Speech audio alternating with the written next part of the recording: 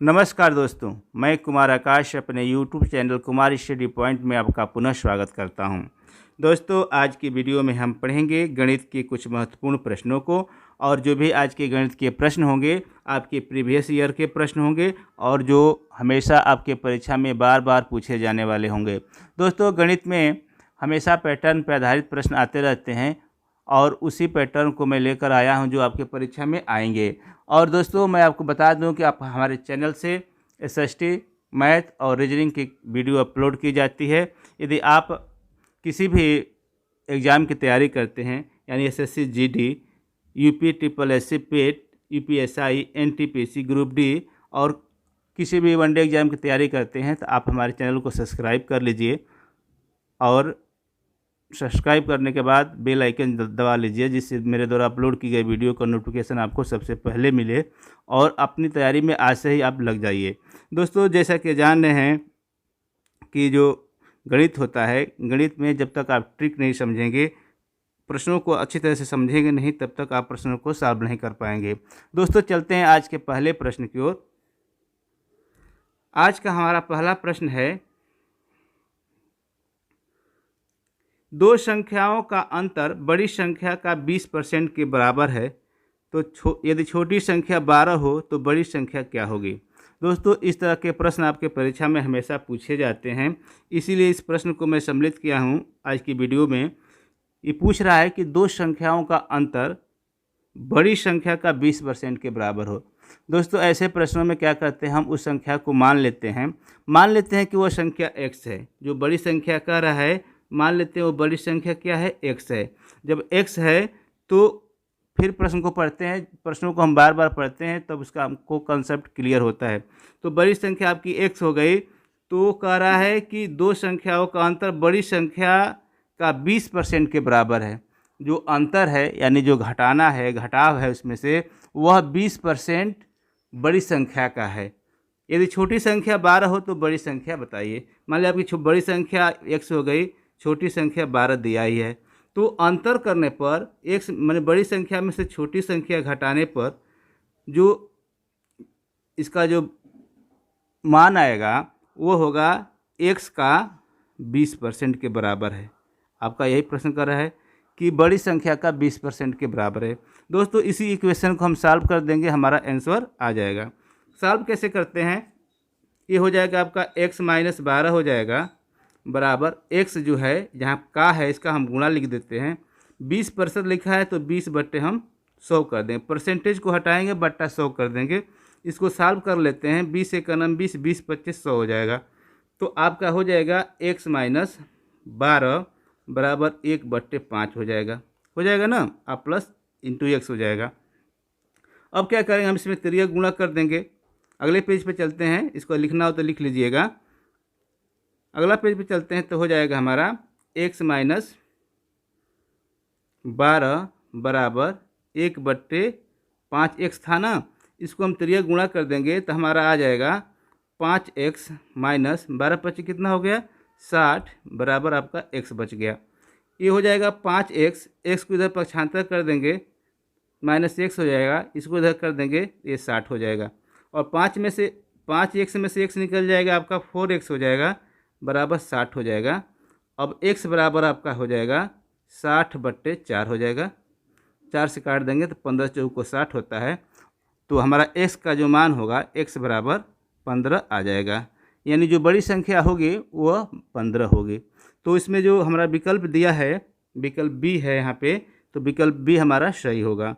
तो दोस्तों, इसी तरह का प्रश्न आपके परीक्षा में आता है, आप इसको लगाने का सही तरीका जान जाएंगे तो आप इसको कभी भी लगा देंगे।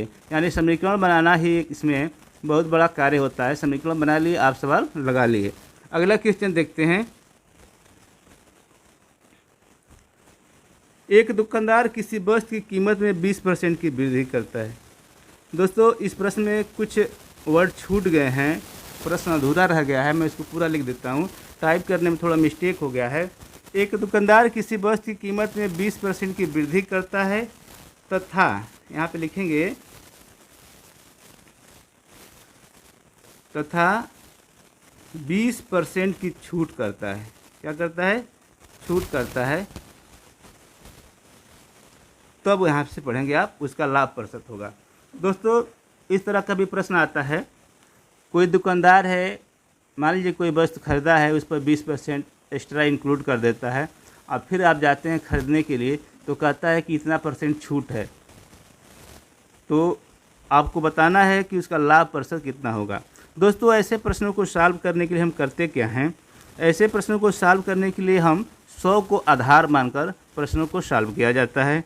मान लीजिए वह 100 रुपया उस वस्तु का मूल्य था, जो वस्तु है उसका मूल्य 100 रुपया था, उसमें 20% की वृद्धि करेगा, यानी 100 का 20% कितना हो जाएगा, आपका 20 ही होगा, तो 20 रुपया इसमें कर देगा, तो उस वस्तु का मूल्य हो जाएगा 120 रुपया।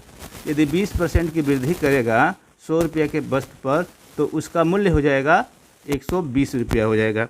उसके बाद इस पर वो 20% की छूट करता है, कितने पर, 120 रुपया के बाद उस पर छूट करेगा, तो हम उसका छूट निकाल लेंगे। तो क्या करेंगे, हम 20% छूट निकालेंगे, तो छूट हमारा जो होगा 120 गुणे 20/100 होगा, यानी 20% छूट किया है। इसको काट देंगे हम, 2 जीरो से दोनों जीरो कट जाएगा, 12 दूनी 24 रुपया उसका छूट हो जाएगा। जब 24 रुपया छूट हो जाएगा, दाम उस पर अंकित कर दिया 120 रुपया, तो 120 रुपया में से 24 रुपया हम घटा देंगे, तो उसका विक्रय मूल्य हमको पता चल जाएगा। यानी 120 माइनस आपका 24 बराबर हो जाएगा 96 रुपया हो गया। यानी जो वस्तु वो खरीदा था 100 रुपया में, उसको बेच रहा है 96 रुपये में। तो बताइए दोस्तों उसको लाभ कितना होगा। यहाँ पे तो लाभ नहीं, हमको हानि दिखाई दे रहा है, लेकिन पूछा है लाभ प्रतिशत कितना होगा। क्या पूछा है, लाभ ही हमको बताना है, हानि नहीं बताना है। लाभ प्रतिशत कितना होगा, जैसा कि आप जान रहे हैं कि लाभ बराबर क्या होता है,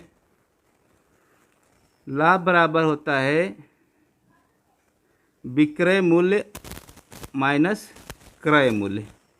क्रय मूल्य होता है, तो विक्रय मूल्य 96 रुपया है, उसका क्रय मूल्य 100 रुपया था, तो कितना हो जाएगा, 96 में से हम 100 घटा देंगे, -4 होगा।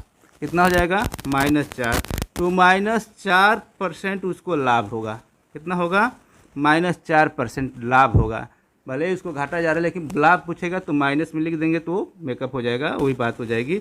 तो इसका आंसर जो होगा विकल्प डी होगा, -4%। अगला क्वेश्चन देखते हैं। एक फल विक्रेता 24 आम पर एक आम मुफ्त देता है, वह ग्राहक को छूट देता है। बताइए दोस्तों इस तरह का क्या होता है, छूट मिलता है। तो कोई यदि फल विक्रेता है तो 24 आम पर एक आम फ्री देता है, तो बताइए वो ग्राहक को कितना छूट दे रहा है। दोस्तों इस तरह के प्रश्न आते हैं तो हम इसमें क्या करते हैं कि मानते हैं, लेकिन हम इसमें मानेंगे नहीं, तुरंत सवाल को लगाएंगे। सवाल लगाने का आपका तरीका होगा जो 1 सेकेंड का होगा, आप सेकेंडों में इस प्रश्न का सॉल्व करेंगे। दोस्तों इस तरह का जब भी प्रश्न आपके परीक्षा में आए तो क्या करेंगे, सबसे पहले हम देखेंगे कि हमको वस्तु कितना मिल रही है। हमको मिल रही है 24 आम तो मिल ही रहा है, और एक आम हमको फ्री में मिल रहा है, यानी हमको 25 मिल रहा है। कितना मिल रहा है, 25। तो ऐसे हम क्या करेंगे, जो हमको छूट मिल रहा है, कितना मिल रहा है छूट, मुफ्त में क्या मिल रहा है, एक मिल रहा है हमको, एक आम, तो एक को हम ऊपर लिखेंगे, और कुल कितने वस्तु हम पाए, यानी कुल कितने आम पाए हम, तो कुल का लिखेंगे 25। यहाँ पर हम 24 नहीं लिखेंगे, दोनों को जोड़ के ही हमको लिखना है। उसके बाद क्या करेंगे, हम गुणा कर देंगे 100 का, तो हमारा आंसर आसानी से आ जाएगा। 25 चौको कितना होता है, 100, यानी 4% की छूट देता है। आपका आंसर आ गया। कितना समय लगा, सेकेंडों में ही ऐसे प्रश्नों का उत्तर दिया जाता है। दोस्तों आप जब तक ट्रिक को नहीं समझेंगे, उसके कॉन्सेप्ट को नहीं क्लियर करेंगे, तब तक आप प्रश्न नहीं लगा पाएंगे। तो आप पहले इसको अच्छी तरह से ध्यान दीजिएगा, इसको प्रैक्टिस कीजिएगा और घर पे लगाइएगा। तो इसका जो आंसर होगा विकल्प बी होगा, 4%। इस तरह का कोई भी प्रश्न आ जाए, कितना भी मुफ्त में दिया जाए, तो आप इसको ऐसे ही लगाएंगे, जो आपको मुफ्त मिला है वो अंश में रहेगा, और कुल कितना हो गया मिला के मुफ्त प्लस उसके साथ जो मिल रहा है उसको, तो उसको हम हर में लिख के 100 का गुणा करके प्रश्न को सॉल्व कर देंगे। अगला क्वेश्चन देख लेते हैं। अगला क्वेश्चन हमारा है, देखिए दोस्तों यह आपका बहुत ही मोस्ट क्वेश्चन है, ये हमेशा आपके परीक्षा में पूछा जाता है इस तरह का प्रश्न। और पहले हम लोग को यह प्रश्न लगाते थे तो क्या करते थे, लिखा है, प्रश्न वाले पढ़ लेते हैं। यदि किसी परीक्षा में 20% छात्र विज्ञान में तथा 15% गणित में फेल हुए, यदि 73% छात्र इन दोनों विषयों में पास हुए तो कितने प्रतिशत छात्र इन दोनों विषयों में फेल हुए, यह आपको बताना है दोस्तों। फेल पास का है प्रश्न। इस ऐसे प्रश्नों को हम पहले इसको हम वेन आरेख बनाते थे इस तरह, इसका गणित का हो जाता था, एक विज्ञान का हो जाता था, और दोनों में कितना फेल है 20 यहाँ पे लिखते थे, 15 इसके बाद जोड़ते थे। तो दोस्तों इस तरह का प्रश्न जब भी आपका आए तो आपको इतना ज़्यादा माइंड लगाने की आवश्यकता नहीं है, आप इसको सेकेंडों में लगाएंगे। कैसे लगाएंगे मैं बताता हूँ। क्या करेंगे, जब यहाँ पे फेल पास से मतलब नहीं, हमको यहाँ पे लिखा है ना फेल हुए चाहे पास हुए, तो यहाँ 20% विज्ञान में और 15% गणित में, और दोनों में कितना हुए पास हो गए, उसको तीनों को हम जोड़ देंगे। क्या करेंगे, जोड़ देंगे, तो हमारा 20 हो जाएगा प्लस 15 और प्लस 73, जोड़िए कितना होगा, 5 3 8, 7 1 8 2 10, 108 होगा। क्या होगा, 108। 108 आ रहा है दोस्तों। तीनों को जोड़ने के बाद क्या करेंगे, हम इसमें से 100 को घटा दीजिएगा। क्या करें, 100 को घटा देंगे और जो आंसर रहेगा वही हमारा आंसर होगा।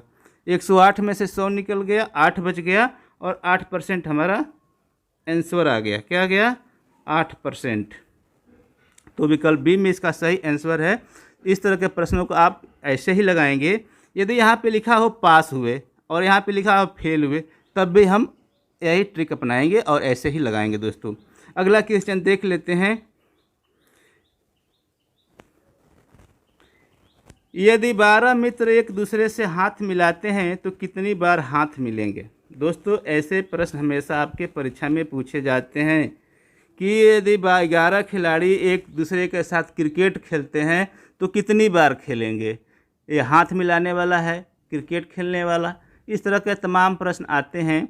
तो दोस्तों ऐसे प्रश्नों को सॉल्व करने का एकमात्र आसान तरीका है कि एक फार्मूला है, आप इस फार्मूले को आप पुटअप करेंगे और प्रश्न को आंख मूंद कर इसका आंसर दे देंगे। कैसे देंगे, लिखा है जो फार्मूला होता है वो होता है n-1/2।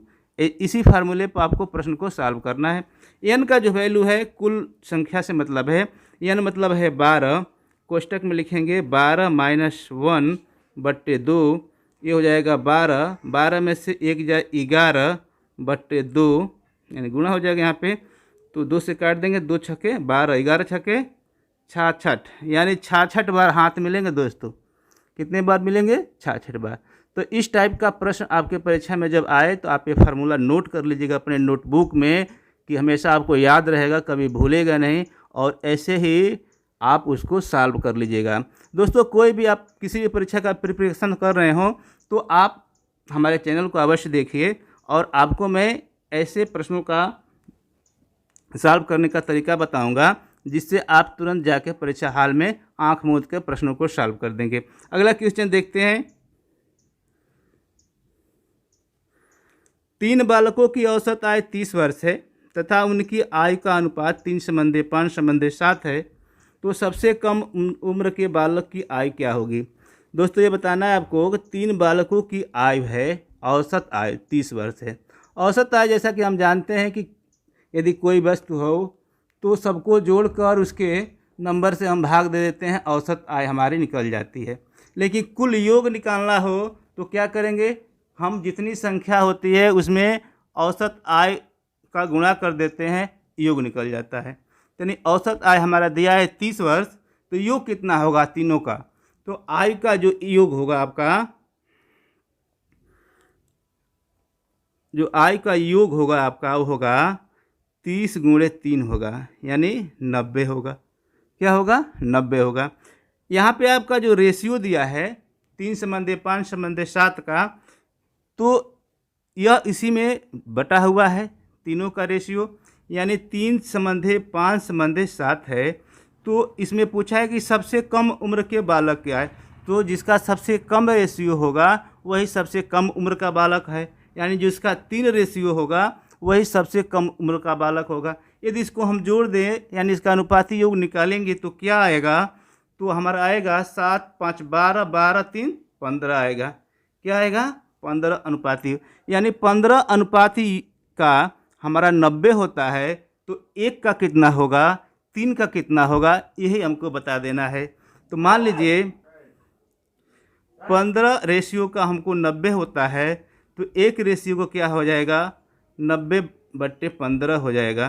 तो यहाँ पे 3 है, 3 का सबसे छोटा बालक 3 रेशियो का है तो 3 लिखेंगे, 3 का हो जाएगा 90 गुणे 15 गुणे 3 हो जाएगा। 3 से भाग दीजिए, 3 से काट दीजिए, 3 पच्चे 15 हो जाएगा और 18 पच्चे 90 होता है। कितना होता है, 18। यानी जो इसका आंसर आएगा वो 18 वर्ष आएगा। क्या आएगा, 18 वर्ष। दोस्तों इसमें आपको सबसे अधिक उम्र का बालक पूछेगा तो यहाँ पे 3 के बदले हम 7 कर देंगे तो सबसे जो अधिक उम्र का बालक है उसका हमारा आयु पता चल जाएगी। दोस्तों इसी तरह इस प्रश्नों को सॉल्व करते हैं, ज़्यादा गुणा भाग करने की आवश्यकता नहीं है, बस ट्रिक को समझिए और जो सवाल है उसको आसानी से लगाते जाइए। अगला क्वेश्चन देख लीजिए। यदि किसी वस्तु को 5% की हानि की अपेक्षा 15% लाभ पर बेचा जाता है तो विक्रेता को 400 रुपये अधिक मिलते हैं, वस्तु का क्रय मूल्य बताइए। दोस्तों ये भी आपके लिए जो प्रश्न है बहुत ही वेरी मोस्ट इम्पोर्टेंट है। यह प्रश्न हमेशा आपके परीक्षा में आता है। दोस्तों जो भी आज के प्रश्न हैं, जो भी हमारी वीडियो में प्रश्न होते हैं वो परीक्षा में पूछे गए ही प्रश्न होते हैं, तो उसको आप अच्छी तरह से वीडियो को देखिए और समझिए और उसका लाभ लीजिए। प्रश्न यह कह रहा है कि यदि किसी वस्तु को 5% की हानि की अपेक्षा 15% लाभ पर बेचा जाता है तो विक्रेता को 400 रुपये अधिक मिलते हैं, वस्तु का क्रय मूल्य क्या है, 100 रुपया है। 100 रुपया है। यदि 5% की हानि की अपेक्षा 5% की हानि होगी तो यह आपका 95 रुपये का हो जाएगा। अपेक्षा क्या कर रहा है, 15% लाभ पर बेचा जा रहा है। यदि 15% के लाभ पर उसको बेचेंगे तो ये हमारा 15 जो है 15% इसमें बढ़ जाएगा, यानी 95 की जो वस्तु है हमारी हो जाएगी 115 रुपये की। यानी जो परसेंटेज हमारा बढ़ेगा 115 में से 95 हम घटाएंगे तो हमारा 20% आएगा। क्या आएगा, 20%। तो 20% को हमको लाभ मिलेगा तो विक्रेता को 40% अधिक मिलते हैं, यानी जो 20% बढ़ रहा है वही हमारा 400 रुपया होगा। क्या होगा, 400 रुपया होगा। तो मान लेते हैं कि जो वस्तु का क्रय मूल्य है, क्या है, क्रय मूल्य है 100 रुपया है और उसका 20% कितना हो जा रहा है, 40%, 400 रुपया हो जाएगा। तो इसको इस तरह लगा के सॉल्व कर देंगे। मान लीजिए x इसका क्रय मूल्य है तो x का 20% जो होगा वो आपके 400 के बराबर होगा। 400 के बराबर होगा और x का वैल्यू निकाल लीजिए, आपका आंसर अभी आ जाएगा। तो x गुणे 20/100 बराबर 400। 20 एक का नाम 20, 20 25 100, 5 का तिरिया गुणा कीजिए तो x बराबर हो जाएगा 5 को 20 यानी 2000 रुपया। तो उसका जो क्रय मूल्य होगा वह 2000 रुपया होगा। कितना होगा, 2000 रुपया। दोस्तों इसको आप अच्छी तरह से ना समझे हो तो आप कमेंट कीजिएगा या कहिए, फिर एक बार और समझा देता हूँ। देखिए आपको 100 रुपया है, 100 रुपया की वस्तु को 5% की जब हानि करेंगे तो उसका मूल्य 95 रुपया हो जाएगा। लेकिन जब 15% का लाभ करेंगे, 100 रुपया है तो 15% इसमें इंक्लूड करेंगे तो यही इसका 115 रुपया होगा। दोनों में कितने परसेंट का डिफरेंस आएगा, तो 115 में से 95 को घटाएंगे तो हमारा 20% आएगा। तो 20% आपका इस 400 के बराबर होगा और जिस तरह लगाए इसको सॉल्व कर देगा आपका आंसर आ जाएगा। अगला क्वेश्चन देखते हैं।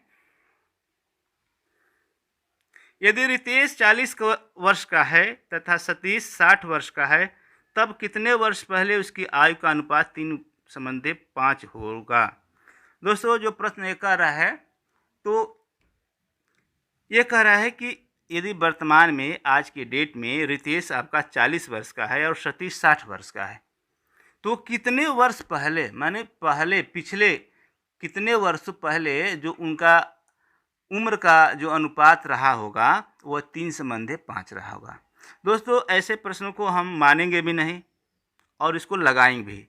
किस तरह लगा देंगे, हम विकल्प पर थोड़ा ध्यान देते हैं और विकल्प से ही इस प्रश्न का उत्तर देने की कोशिश करेंगे। मान लीजिए रितेश आपका 40 वर्ष का है और सतीश आपका 60 वर्ष का है। तो जो विकल्प आपका पहला दिया है, विकल्प ए दिया है 5 वर्ष, तो 5 वर्ष पहले इनकी आयु क्या होगी। तो 5 वर्ष पहले 5 वर्ष घटा के देखेंगे तो इनकी उम्र जो होगी ये 35 साल की होंगे, रितेश और सतीश आपके होंगे 55 साल के। और जो रेशियो इसमें बन रहा है, क्या वह रेशियो 3:5 का है? यदि यह रेशियो 3:5 का होगा तो हमारा विकल्प ए सही होगा, नहीं तो गलत होगा। तो रेशियो चेक कर लेते हैं। तो 35 और 55 का रेशियो निकालेंगे तो 35/55 कर लीजिए। यहाँ पे 5 से काट दीजिए, 5 7 35, 11 5 55। जो ये रेशियो आ रहा है 7:11 का आ रहा है, तो हमारा जो विकल्प ये है, ए वाला, ये गलत है। क्या है? गलत है। विकल्प ए गलत है। तो अगला विकल्प चेक कर लेते हैं। अगला विकल्प हमारा है 10 वर्ष। 10 वर्ष को पुटअप करके देखते हैं। ये 40 वर्ष का है, तो 40 में से हम 10 घटा के देखते हैं तो ये रितेश 30 साल का हो जाएगा और सतीश आपका 60 साल है। इसमें से 10 घटा देंगे तो ये 50 साल का हो जाएगा। तो इसके रेशियो देख लीजिए, ये हो गया 30/50, 0 से 0 कट गया, 3:5 आ गया। तो देखिए 3:5 है, तो हमारा जो आंसर होगा वह 10 होगा। क्या होगा? 10। देखिए दोस्तों कितना आसान तरीके से इस प्रश्न को सॉल्व कर दिया गया। तो दोस्तों थोड़ा सा अपना माइंड भी एक्स्ट्रा लगाना पड़ता है परीक्षा में, जिससे आप आसानी से प्रश्नों को सॉल्व कर सकें। दोस्तों आज की वीडियो में बस इतना ही। मिलते हैं अगले वीडियो में। जैसा कि आप जान रहे हैं कि हमारे चैनल से 3 विषयों यानी SST, मैथ और रीजनिंग से संबंधित वीडियो अपलोड फिलहाल की जा रही है और मैं जल्द ही आपके लिए लाइव क्लास की व्यवस्था कर रहा हूं और मेरे पास संसाधन जब हो जा रहे हैं तो मैं लाइव भी आऊँगा। तब तक आप हमारे वीडियो को देखते रहिए और इसका लाभ उठाते रहिए। दोस्तों यदि वीडियो आपको अच्छी लगी हो आज की, तो आप चैनल को लाइक, सब्सक्राइब और शेयर जरूर कर दीजिएगा। सब्सक्राइब करने के बाद बेल आइकन जरूर दबा दीजिएगा, जिससे मेरे द्वारा अपलोड की गई वीडियो का नोटिफिकेशन आपको सबसे पहले मिल जाए। दोस्तों मिलते हैं अगले वीडियो में, तब तक के लिए नमस्कार, जय हिंद।